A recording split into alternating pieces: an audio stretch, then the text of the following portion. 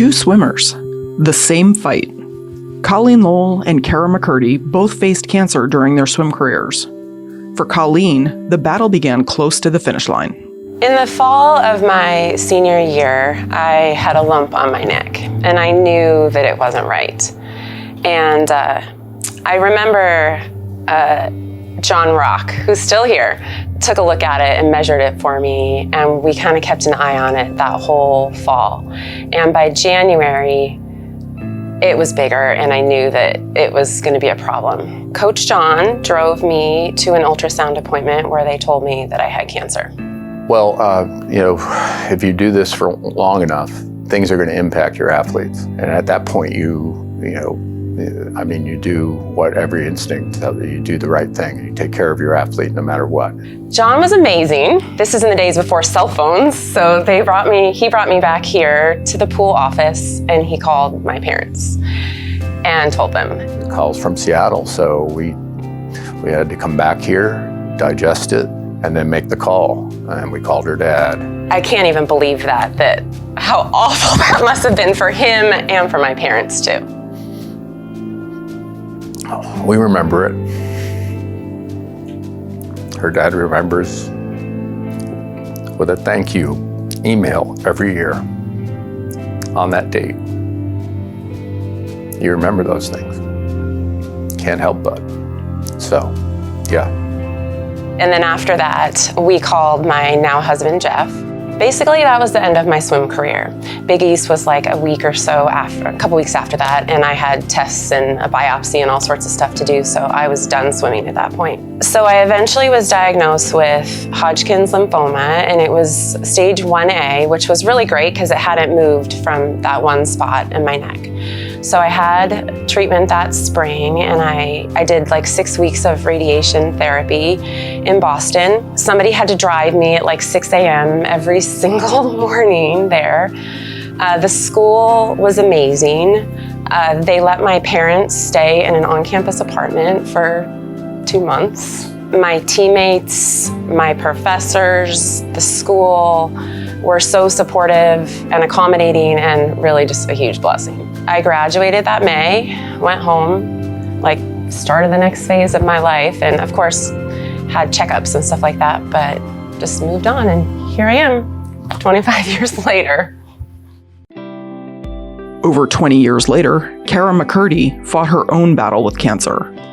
Her fight began before she even set foot on campus. So I thought I had an ear infection, which was pretty normal considering I was working outside, and it just never got any better, and every doctor I went to told me it was something wrong with my ear canal and prescribed me antibiotics that just wouldn't work. So I went to an ear, nose, and throat doctor, and they told me I needed to go for an MRI right away. And I'd never done anything like that, so I made my mom come in with me. She sat there. It was the open one, so she held my hand the entire time. But after that, I think it happened kind of fast, and I don't think my parents really wanted me to know. And it was right before my 17th birthday that I found out I had cancer, so right before the start of my senior year. I didn't really have a senior year, and I remember coming on my recruiting trip, and I was really nervous about that because I hadn't done anything. And J.O. pulled us into the office, each person goes in, and he asked me what my times were that year. And I was like, well, I don't know what to say to that. And so I told him, and he told me he didn't want me on this team any less, regardless of whether or not I was sick. So that just kind of solidified my decision to come here, knowing that I would have his support. Kara's gotten healthier, better each year, stronger, recovering, and has handled everything we've thrown at her from the program. Her senior year was cut short competition-wise. She was able to get healthy. From our perspective, in both situations, some 25 years apart, we're here to support our athletes and their families.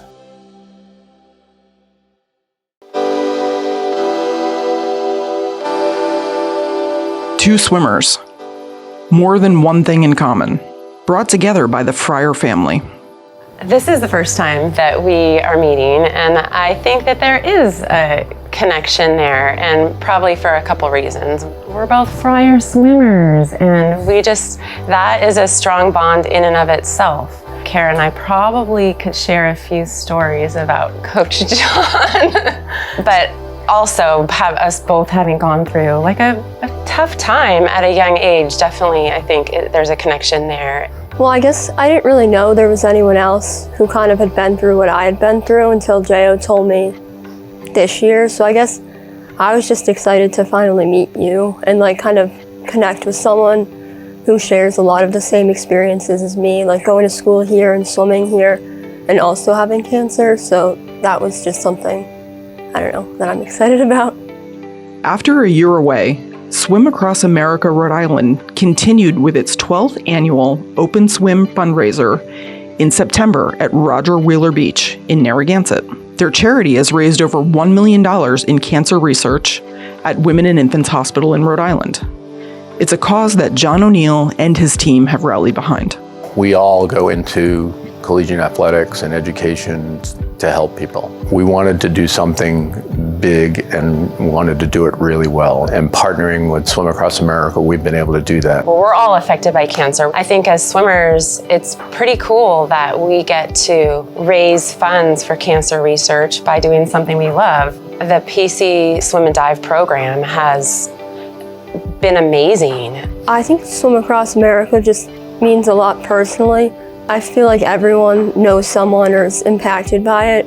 And the fact that Jo and all of our coaches here and everyone on the team just cares so much about raising money for it and like being a part of it. Our current athletes and our alumni take ownership of it and just feel great about it. They're never far from Providence.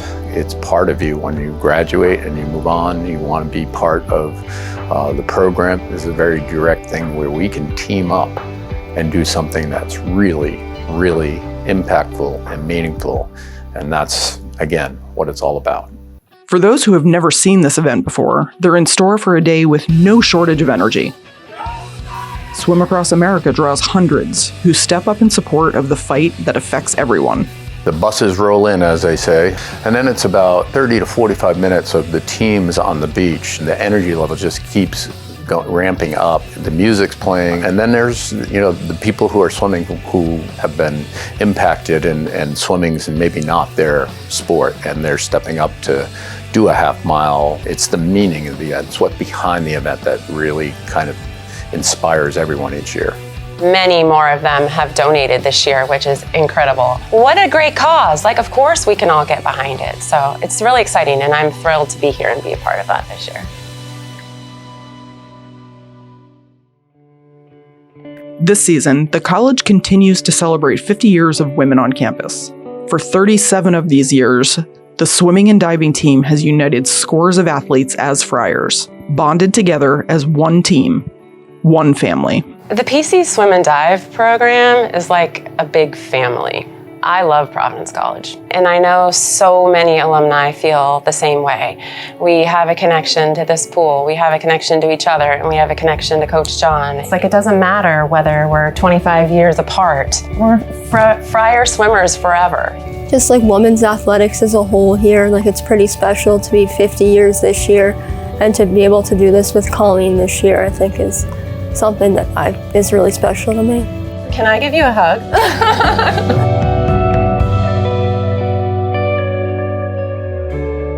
Two swimmers, one cause, together as Friars.